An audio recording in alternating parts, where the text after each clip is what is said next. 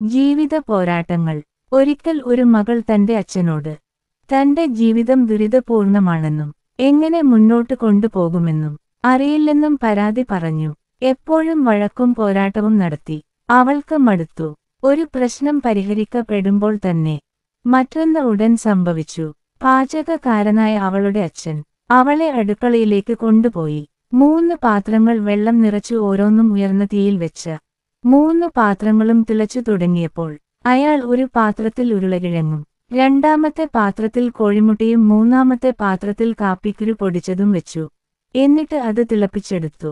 മകളോട് ഒരു വാക്കുപോലും പറയാതെ എല്ലാം ചെയ്തു. മകൾ എല്ലാം കണ്ടു എന്താണ് ചെയ്യുന്നതെന്ന് നോക്കി അക്ഷമയോടെ കാത്തിരുന്നു. കുറച്ച് സമയം കഴിഞ്ഞ് അയാൾ ബർണറുകൾ ഓഫ് ചെയ്തു. ഉരുളക്കിഴങ്ങ് ഒരു പാത്രത്തിലേക്കും മുട്ട ഒരു പാത്രത്തിലേക്കും വെച്ചു. എന്നിട്ട് കാപ്പി ഒരു കപ്പിലും ഒഴിച്ചു വെച്ചു. എന്നിട്ട് മകളുടെ നേരെ തിരിഞ്ഞിട്ട് ചോദിച്ചു, മകളെ, നീ എന്താണ് ഇതിൽ കാണുന്നത്? ഉരുളക്കിഴങ്ങ്, മുട്ട, കാപ്പി.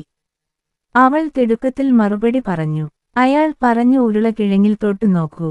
അവൾ തൊട്ടു നോക്കി. അത് മൃദുവാണെന്ന് അവൾ ശ്രദ്ധിച്ചു. പിന്നെ അയാൾ അവളോട് മുട്ട പൊട്ടിച്ചു നോക്കാൻ പറഞ്ഞു. അവൾ തോട് ഊരിമാറ്റിയ ശേഷം പുഴുങ്ങിയ മുട്ട നിരീക്ഷിച്ചു.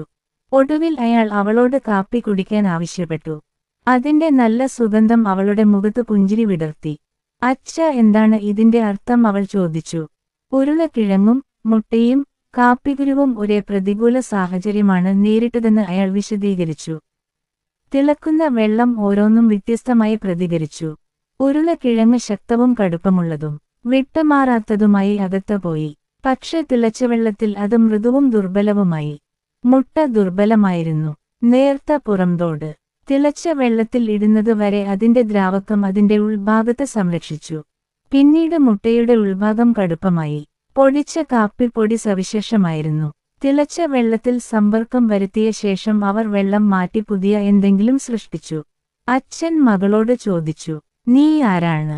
ഉരുളക്കിഴങ്ങോ മുട്ടയോ കാപ്പിക്കുരുവാണോ? പ്രതികൂല സാഹചര്യങ്ങൾ നിങ്ങളുടെ വാതിലിൽ മുട്ടുമ്പോൾ നിങ്ങൾ എങ്ങനെയാണ് പ്രതികരിക്കുന്നത്? ഗുണപാഠം: ജീവിതത്തിൽ നമുക്ക് ചുറ്റും പല കാര്യങ്ങൾ സംഭവിക്കുന്നു. എന്നാൽ യഥാർത്ഥത്തിൽ പ്രധാനപ്പെട്ട ഒരേ ഒരു കാര്യം നിങ്ങൾ അതിനോട് എങ്ങനെ പ്രതികരിക്കുന്നു, അതിൽ നിന്ന് നിങ്ങൾ എന്തു നേടുന്നു എന്നതാണ്. ജീവിതം എന്നത് നമ്മൾ അനുഭവിക്കുന്ന എല്ലാ പോരാട്ടങ്ങളെയും പോസിറ്റീവായി മാറ്റുകയും സ്വീകരിക്കുകയും അവയെ അനുകൂലമായി കാണുകയും ചെയ്യുക